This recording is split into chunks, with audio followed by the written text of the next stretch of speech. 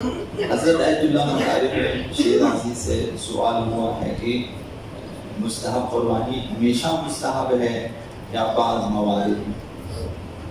انہوں نے فرمایا کہ اگر قربانی کا مقصد گوسفند وغیرہ ذبح کر کے ناداروں کو، فقراء وغیرہ کو کھانا کھلانا ہو تو یہ قربانی ہمیشہ مستحب ہے۔ انسان ہو سکے ہر دن یہ کام کر سکتے ہیں، یہ مستحب قربانی مستحب ہے کہ انسان کو چاہیے کہ سال بھر میں وقتاً فوقتاً ایسا کرے۔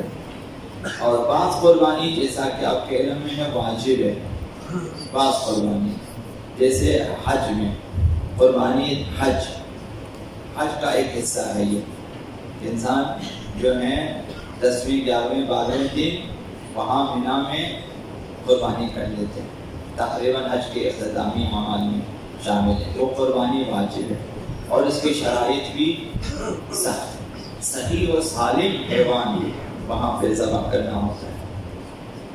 اور دوسرا جو واجب قربانی ہے، دوسری قربانی وہ نظری ہے۔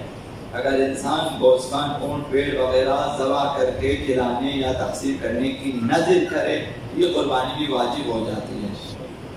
تو اگر انسان نے نظر کی ہے، جیسا کہ عموماً دیکھا گیا ہے، جب گھر میں زندگی میں کوئی مشکلات پیش آ جائے تو انسان گوسفند، بھیڑ، دمبا، اونٹ وغیرہ، گائے، بیل وغیرہ نظر کرتے ہیں تاکہ وہ مشکل برطرف ہو جائے، اور جب وہ مشکل برطرف ہو جائے تو پھر اسے ذبح کرتے ہیں اور تقسیم کرتے ہیں۔ یہ نظری ہے قربانی، یہ نظری، یہ بھی واجب جب انسان نظر کرے۔ اگر نظر غیر مشروط کرے، کوئی شرط وغیرہ نہ ہو تو واجب ہے۔ اگر مشروط کریں تو جیسے ہی وہ جو ہے کام ہو جائے تو پھر وہ قربانی واجب ہو جائے۔ تیسری جو واجب قربانی ہے وہ کفارہی ہے۔ حج کے اعمال میں بعض اوقات انسان سے کوئی غلطی وغیرہ سرزد ہو جاتی ہے احرام کی حالت میں، حج کے اعمال میں، تو وہاں پہ جو ہے قربانی واجب ہو جاتی ہے۔ کبھی اونٹ واجب ہے، کبھی گوسفند واجب ہے، کبھی جو ہے بھیڑ بکری وغیرہ واجب ہے۔ اور کفارے والی قربانی میں خود انسان نہیں کھا سکتا ہے۔ کفارے والے قربانی واجب ہے کہ فقراء اور مساکین میں صدقہ کر لے۔ اگر اس نے احیاناً کھا لیا، جتنی مقدار میں کھایا ہے اس کی قیمت واپس فقراء کو دینا واجب۔ مستحب قربانی میں ایک چیز عرض کیا کہ گھر کی خریداری ہے اور گھر کی تعمیر ہے۔ جب گھر بنائیں، یہاں بھی جو ہے دین مبین اسلام میں گوسفند قربان کرنے کا حکم ہے۔ حضرت آقا رسول خدا صلی اللہ علیہ وآلہ وسلم ارشاد فرمایا ہے کہ من بنا مسکنا فذبح کبشا سمینا، اگر کوئی شخص گھر بنائے اور اس گھر کی بناوٹ، ساخت اور خریداری وغیرہ میں ایک گوسفند موٹا تازہ سمین چاق و چوبند گوسفند ذبح کرے، وَأَطْعَمَ لَحْمَهُ الْمَسَاكِينَ، پھر اس کے گوشت کو مسکینوں کو کھلا دے۔ بہترین طریقہ پکانا ہے، دعوت دینا اور انہیں کھلانا ہے، اور دوسرا طریقہ ہے کہ گوشت کو تقسیم کرنا ہے مساکین میں یا ان کے گھروں میں جا کے دے دے، مثلا اس طرح کرے۔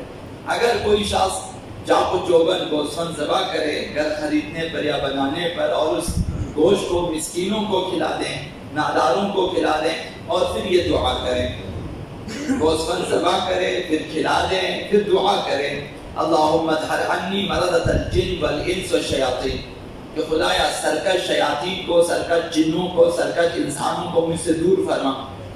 یہ دعا کریں، وبارک لی فی بنائی، خدا اس گھر کو میرے لیے مبارک بنا دے۔ اور پھر وَأُعْطِيَ مَا سَأَلَ، پیغمبر صلی اللہ علیہ وسلم کہ اگر اس نے اس طرح سے کیا اور اس طرح سے دعا کی تو جو سوال درخواست کیا ہے خداوند اسے عطا فرمائے گا، یعنی اس گھر کو مبارک بنائے گا اس کے لیے۔ اس گھر سے بلائیں دور ہوں گی، سرکش شیاطین، سرکش انسان، سرکش اور جن وغیرہ وہاں سے دور ہو، ورنہ جنات بصیرہ کر لیتے ہیں، اور بعض انسان جو کہ شیاطین میں شامل ہیں وہ آپ کے گھروں میں شرارتیں آ کے کر لیتے ہیں، جیسا کہ آپ کے علم میں ہے، طلسم وغیرہ کر لیتے ہیں، تعویذ وغیرہ کر لیتے ہیں، مختلف چیزیں، یہ شیاطین انس ہیں۔ ان کو آپ کا گھر اچھا نہیں لگتا تو لے آتے ہیں، آپ کے گھر میں شرارتیں کرتے ہیں، مختلف گھروں میں ایسا ہے تو ہوتے ہیں، پھر آپ ہمیشہ پریشان رہتے ہیں. تو لہٰذا اس کا ایک بہترین علاج پیغمبر صلی اللہ علیہ وسلم یہ ہے کہ گھر کا ولیمہ دیں، ایک گوشت قربانی کریں اور پھر مساکین کو کھلا دیں اور پھر دعا کریں خدایا آپ اس گھر کو میرے لیے مبارک کر دیں، اور یہ شیاطین جن و انس ہیں انہیں اور جو سرکش شیاطین ہیں انہیں دور کر. تو خداوند اس قربانی کی بدولت ان بلاؤں کو دور فرما دیتا ہے اور اس گھر کو اس کے لیے مبارک کر دیتا ہے.